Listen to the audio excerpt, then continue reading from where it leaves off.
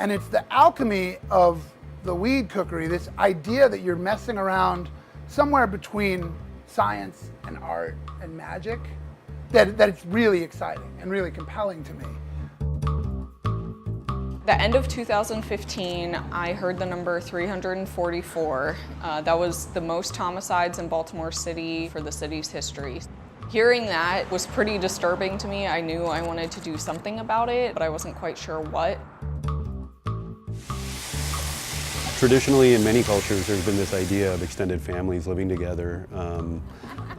But what we found is that's really changed. That old system was based on a different time.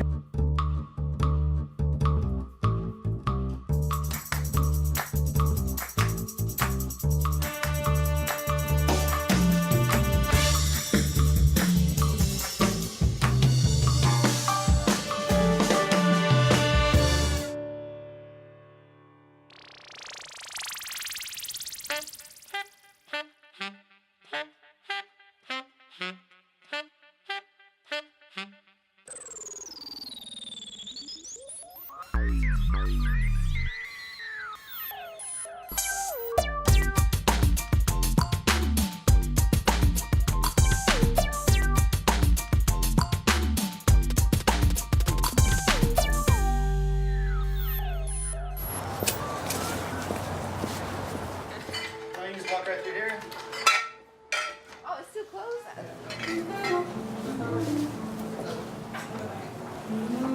Want to go see where he's at for it? All right, that would be nice. I like food, and I like Portland. And it's funky, and people really, they celebrate that, and they wave the flag. Like, there's something to be gained in Portland from being kind of kooky. Like, if I make something and it tastes like Yankee weed, then I haven't done my job.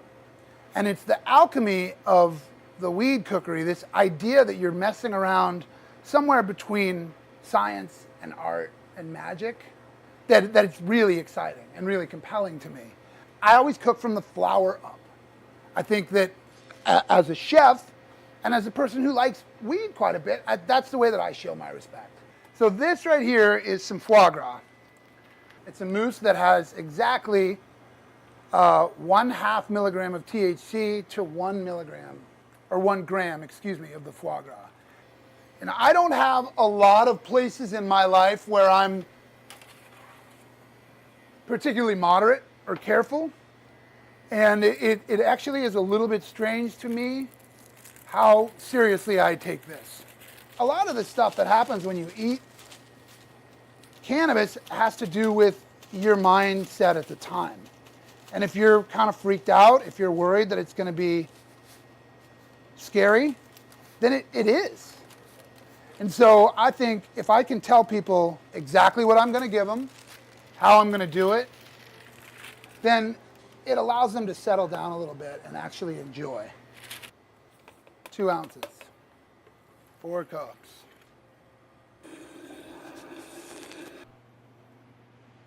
Borage. So there we go. That's the nasturtium butter infused. There's 5 milligrams of THC in there, some fava leaves, pineapple sage flower, and dill.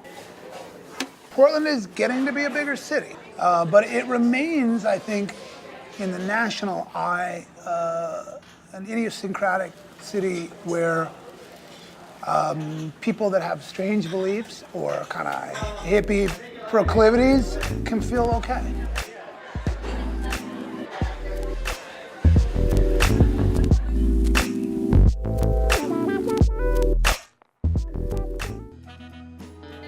People told me, hey, there's this place in the north where it rains a lot, and the people are all exactly like you and love the things you like about sustainability and recycling and caring about farmers and transparency, and you got to go check it out. My name's David Griswold, and I'm the founder of Sustainable Harvest Coffee. Our core business is finding coffees from around the world, from Latin America, from East Africa, and from Asia, and then selling it to coffee roasters so they can retail it to consumers. So what we try to do in our business model, we're called Sustainable Harvest, is find a way that the farmers who are selling will be able to pass their farms on to their children and future generations and continue farming coffee, which isn't the easiest thing to do with all the changes happening in our environment and in our economy. To make coffee profitable is really a big challenge, and that's what we face every day. In the case of coffee farms, I think that the job situation has been difficult because the prices are so competitive right now. My name is Stephanie Davila. I am visiting from Guatemala. I'm a coffee farmer and green coffee exporter in Guatemala. I totally believe that the current commercial models are not working for the farmers, and that is one of the reasons I am here, because I'm looking for further opportunities to expand my business, but getting closer to the people who consume the coffee. We think one thing that can be done to help farmers is to get them connected directly to the people who sell their coffee, and so that there can be an empathetic relationship between the buyer and the seller. We call that relationship coffee. And by empathy, it means really understanding, what does my producer need to survive? It's not that different than when you might go to a farmer's market and meet the farmer and hear a little bit about what does it take to grow tomatoes or strawberries or whatever it is they're selling. You start to understand their life a little more, and you sometimes say, you know, it's more expensive maybe what I'm buying here than at the grocery store, but I feel good about my purchase. Actually going to a polling station and casting a vote, you can do it with your dollar. That's the one place. How you spend your money is how you can actually have a voice and backing up the things that you value personally. And I think that the culture here is just to spend responsibly. We will find that in 10 or 20 years, most of the coffee that we drink will come from just two countries. One will be Brazil, where coffee can be mechanized and it's very flat, and so they can pick beans by machines, or in Vietnam, where the labor costs are so low. And the coffees from those countries are in some cases good, but in most cases are just sort of mediocre. They're not the flavors that we're used to from a place like Guatemala or Costa Rica or Kenya. And so our fear and our concern at Sustainable Harvest is, how do we make those farms profitable in those places so that coffee can be really a taste of place that spans the whole world.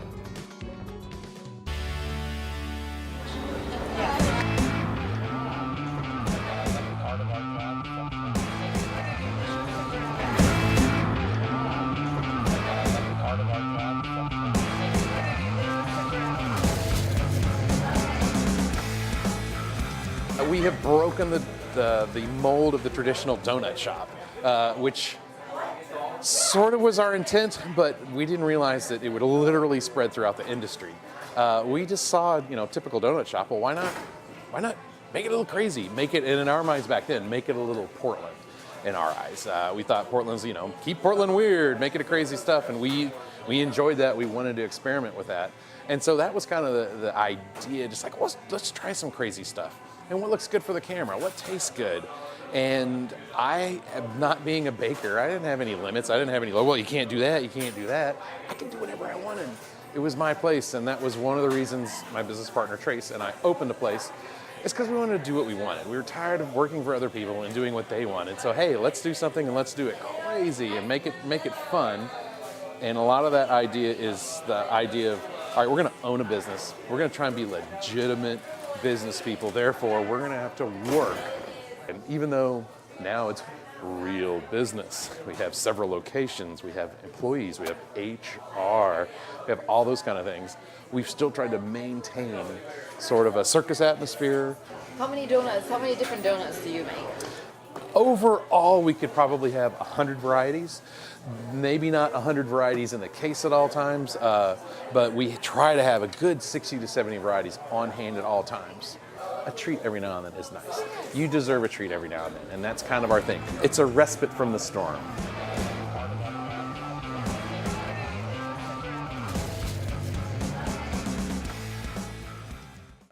I just don't understand how all the young people, only when it's their family member or one of their friends, do they care that a life has been lost. But all life is precious. You're right. All life should be savored.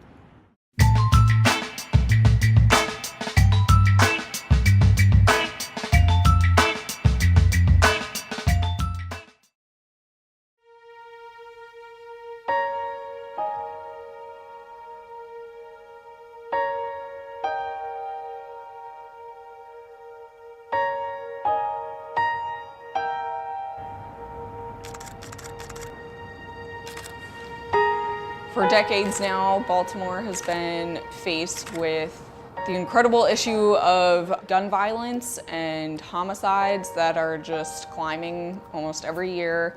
It's directly connected to the drug trade, which is directly connected to poverty. The end of 2015, I heard the number 344. That was the most homicides in Baltimore City for the city's history. Hearing that was pretty disturbing to me. I knew I wanted to do something about it, but I wasn't quite sure what. I'm Amy Berbert. I am the photographer behind Remembering the Stains on the Sidewalk, which is a photography project where I return back to all of the homicide locations in Baltimore City. I go back on the 1-year anniversary on the same day that the violence occurred, and I go back at the same exact time.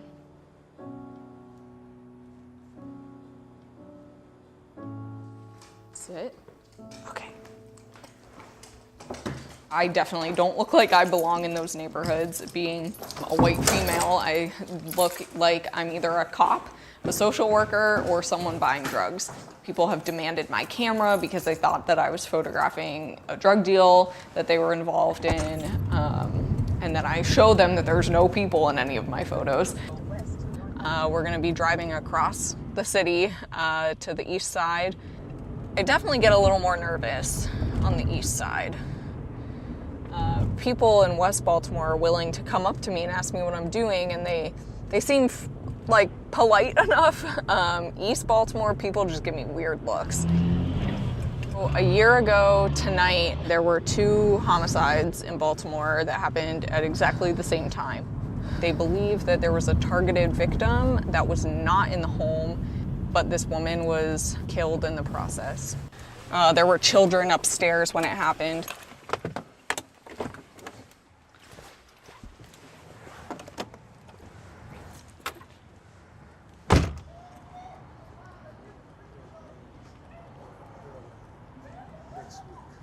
Hi.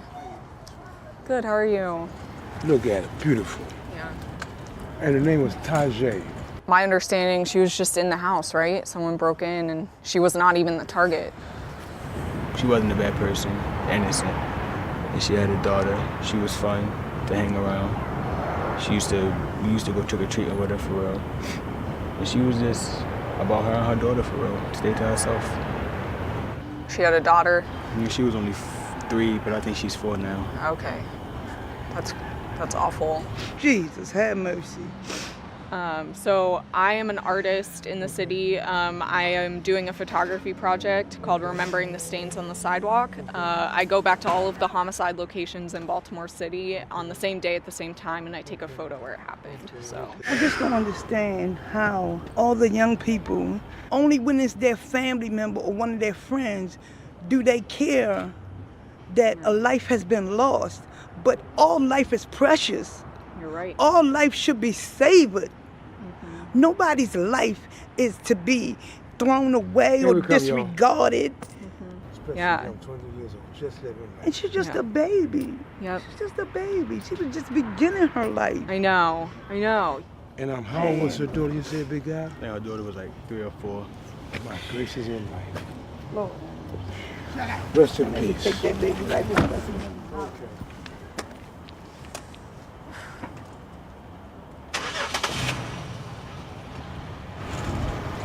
I was at my house. That's when I seen ambulance and stuff coming up the street. My homeboy Earl called my brother Zion and told him that she was shot. Wow.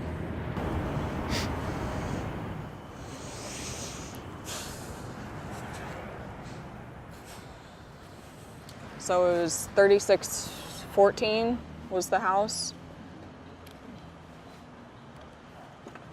I'd love to get this too, though.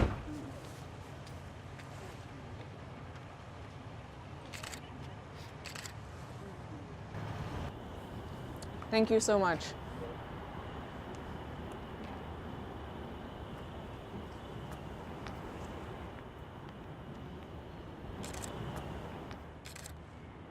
I want people to be able to look at these photos and imagine that they're standing there and that this person is dying. And suddenly they feel this emotional connection through this photo, and they can see the victims as individuals and as human beings that, otherwise were just a number. I'm not trying to bring beauty to the world. I'm not trying to make money off of this. I'm really just trying to bring awareness and understanding and compassion to the issue of homicide in Baltimore City. I think social media really has a greater reach for people to be able to see the image pop up on their Instagram feed or their Facebook feed on the day of, then that gives them the opportunity to pause and remember that person as well. I think that does a lot more than images hanging on a museum wall.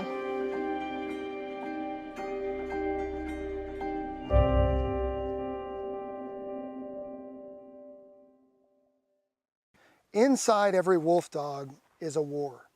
And that war is, am I a wolf or am I a dog? Am I a wild animal or am I part of a family?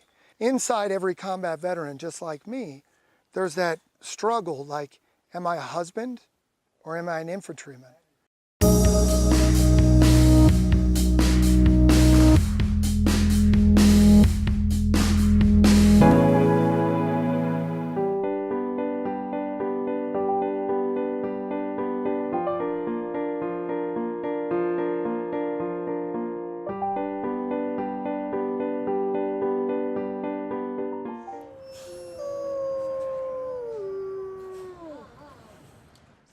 People are breeding wolves and dogs together, and they think it's a good idea. They think it makes a good pet, and for the most part, they do not. Because guess what? They've got wolf in them. He had been living in Bakersfield, California, and he was just in someone's small backyard. And there were constant complaints from animal control. When they get out, they kill the neighborhood dogs and cats, and they can jump 8-foot fences and dig under 6-foot dig guards, and they don't make good pets. Inside every wolf dog is a war. And that war is, am I a wolf or am I a dog? Am I a wild animal or am I part of a family? Inside every combat veteran, just like me, there's that struggle like, am I a husband or am I an infantryman? They're different things. As an infantryman, you learn that the solution to everything is death. And in your home life, you have to be compassionate and soft and loving. And those two worlds collide all the time. And that's what makes it so hard for returning combat veterans. They have this inner thing like, I don't know if I should be gentle anymore. I've lost so many. I have survivor's guilt. I'm suffering. For many years, I would wake up in the middle of the night and I would be yelling, or I'd be sweating, or I'd be carrying on, or Wiley came into my life 10 years ago. I've probably had 4 bad nights since then. So we can't say it's all him, but having him next to me, with me, has made a huge difference. Wolf dogs are not domesticated like dogs are, where they are accustomed to being told what to do. Wolf dogs do not want to be told what to do. Like that, he can change. Start growling, decide that he wants whatever's in your pocket, and he gets that. You don't keep that from him.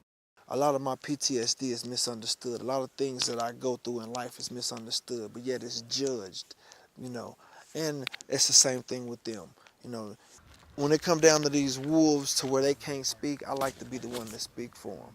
I like to be that one to stand up for them.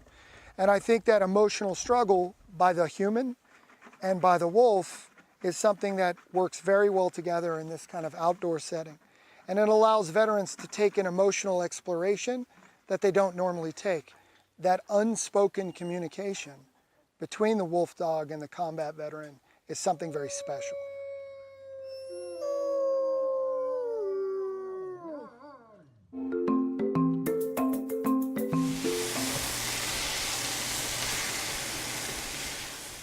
This is a community living. All the time we are together.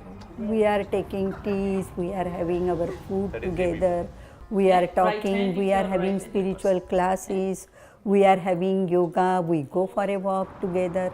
Nobody is lonely here. Living here in America as the son of immigrants, I've realized that there's unique needs that immigrants have.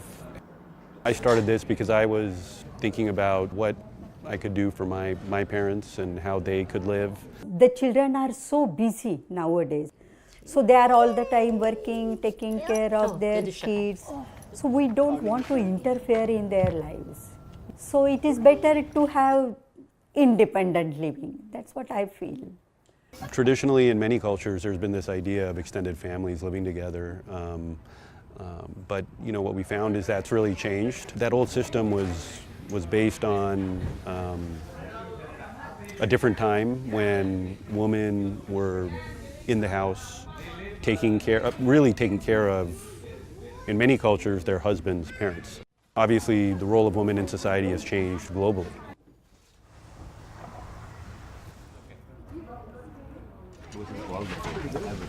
You don't look sick to me. No, I was. You were looking nice and wild that day. We walked in and it instantly was like walking in to an Indian community in India. Even the building is painted the same color as so many of the buildings in India are painted. They have a courtyard, they have a community. All of the people there are like my mother, where they have children who live in close vicinity. They have grandchildren that are close by. And it just made sense. Queen of Priya Living. Uncle. Yeah. A place like Priya Living just keeps them happy and away from loneliness. Seniors being happy takes care of at least 60 to 70% of their medical problems. Our generation is older generation. We can change according to the needs of the new generation, our kids, but they cannot go backward. So we have to change ourselves first.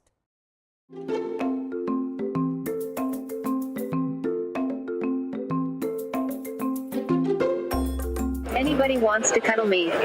This kind of robot is the next step because Amazon Echo, Google Home can't move. They are not alive. It's not a character, Here's a sharpener for you. Keep your mind sharp. This is like a humanoid. It's good for maybe elderly, for children, actually for adults to have interaction. I don't know. I mean, I guess it really depends on what you would use it for, and what it would do for you. This surely looks nice over here. I think today people, they don't have time to spend time with elderly people or with children. And using that, it's just perfect because it looks like a human, interact like a human, and it's a gentle product. Mary, Megan sent a new photo. Would you like to look at it? Yes, please. Would you like to? The world is changing due to the demographic change all over the world. Japan, for example, is the first to see this, with above 25% of the population hitting 65. Hi, my name is LEQ.